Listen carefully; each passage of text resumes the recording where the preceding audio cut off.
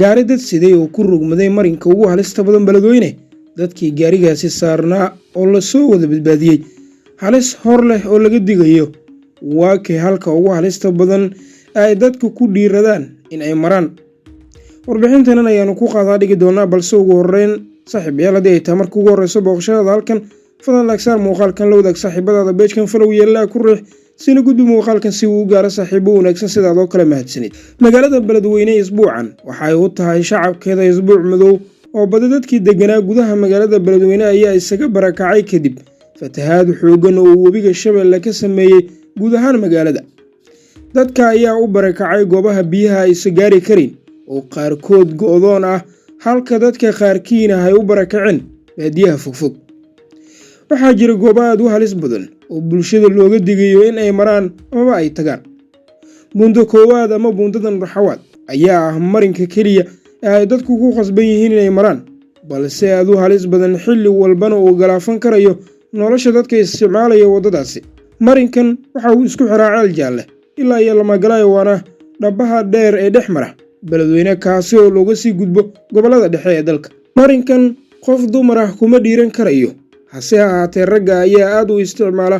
qofka raba inuu halkani maro waxa ay ku qaadataa muddo ku siman 5 ilaa iyo 10 daqiiqo oo aad naftaada ku weyn karto.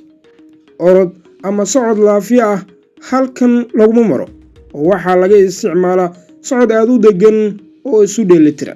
sidoo kale marinkan gaadiidka caadiga ah kama shaqeeyaan, oo waxa keliya oo laga isticmaalo ama mari kara waa gaadiidka waaweyn ee ciidamada iyo kuwa cagafta loo yaqaan, kuwaasi oo biyaha dhan isaga reexi kara. hase ahaatee laamigan oo ay aad u burburiyeen xoogga biyaha, maridda gaadiidkaasi aan kuu soo sheegay iminka ma fududa. subaxnimadii hore ee saaka oo axada gaari cagaf ah ayaa ku rogmaday marinkaasi halista badan oo ay saarnaayeen rakaab badan. inkastoo aysan jirin cid wax ku yeelowday, haddana waxaa jira in dadkii saarnaa cagaftaasi ay halis u galeen in halkaasi ay ku naf waayaan oo ay biyuhu la tagaan. hase ahaatee dadka ku sugnaa hareeraha agagaarkaasi oo aad u badnaa ayaa u sameeyey badbaado. goobtaasi aan sidaa kugu soo sheegay waxaa ku maqan dad kor u dhaafaya 100 qofood iyo hanti, kuwaasi oo xilliyo kala duwan biyuhu la tageen. dadkan waa ay ku qasban yihiin inay halkani maraan maadaama ay qaarkood u dhaxeeyaan guryo ay ka ilaalinayaan in laga jabsado iyo gelin oo ay qoyskoodu adeegyo u samaynayaan, balse ma jirto dowlad ka fikirtay badqabka dadkaas.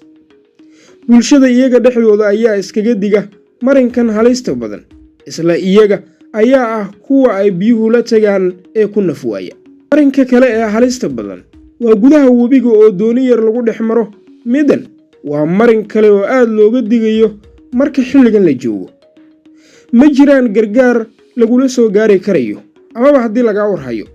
haddii ay kaa qalibmato doontani yar, mana jiraan dad ku sugan hareeraha webiga oo kuu soo gurman karaya maadaama laga wada guuray biyaha. bahalka dilaaga ah ee yaxaaska ayaa xilligan aad ugu badan webiga iyo bannaankiisa.